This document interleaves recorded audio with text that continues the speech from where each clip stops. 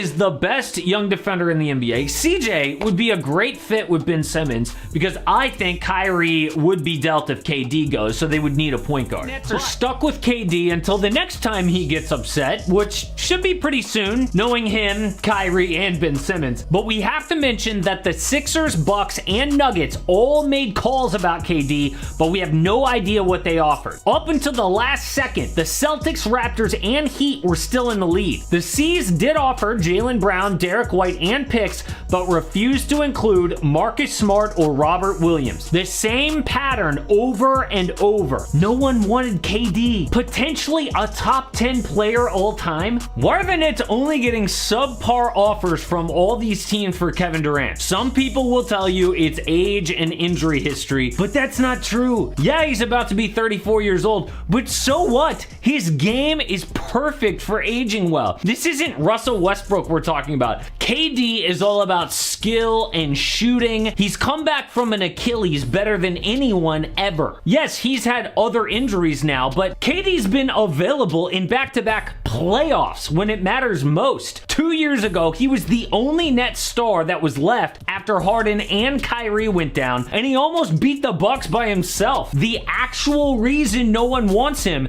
is his unpredictable just to get paid. Then once things got tough, he left for Golden State. Who are you? Why do I got to talk to you? Tell me. Is that going to help me do my job better? So he goes to Brooklyn to try to have full control. Then when they give him the key to the franchise, he and Kyrie ruin it, and they still want out. He's safe with KD. Even when he got what he wanted, dude demanded a trade. But KD has ruined his career because of the way he's acted since leaving OKC. He has been injured, unpredictable, and the last time we saw him, he was getting swept by the Celtics. That is the common thread throughout all of these KD trade rumors and all of the stupid BS news that is coming out.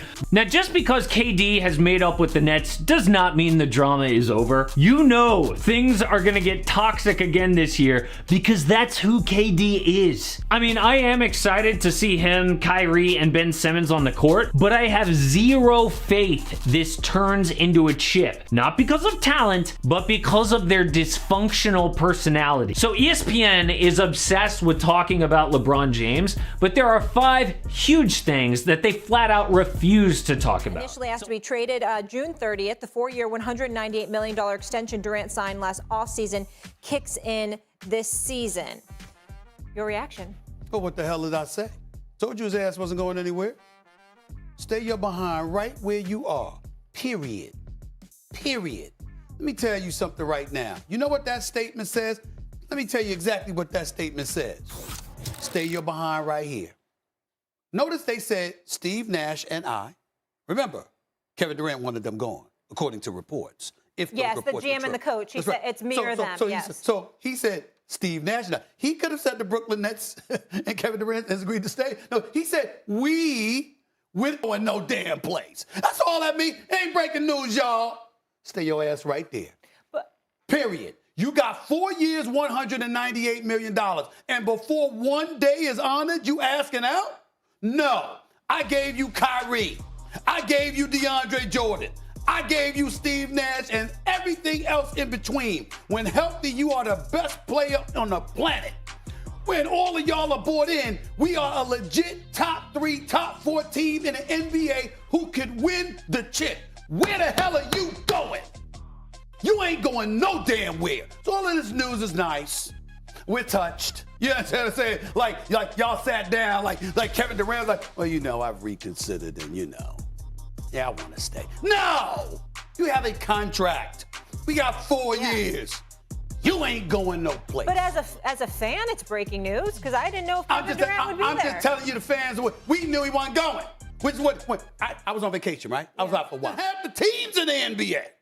He's worth more than half the teams in the NBA. That's how phenomenal he is. Yeah. And I'm going to let you go when I got you locked in for 5 years because you moody. You got an attitude.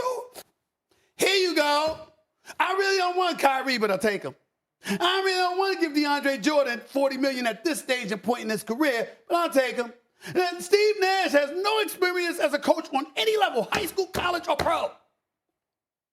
But you signed off on him. And now you're going to leave because we didn't want to give Kyrie Irving a long-term extension because the brother missed 60% of his games in his 3-year career with us? All right. You ain't going nowhere. Big if.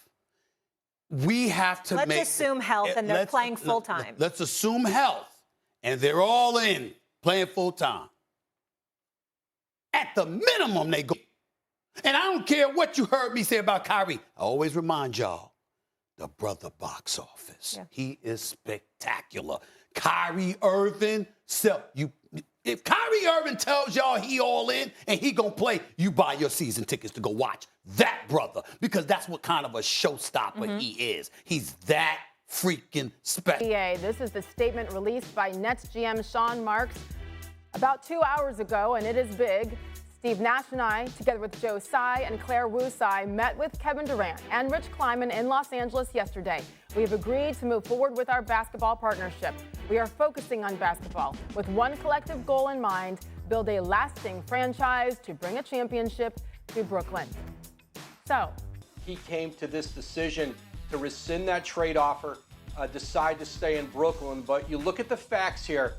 Brooklyn was not close to a trade for Kevin Durant.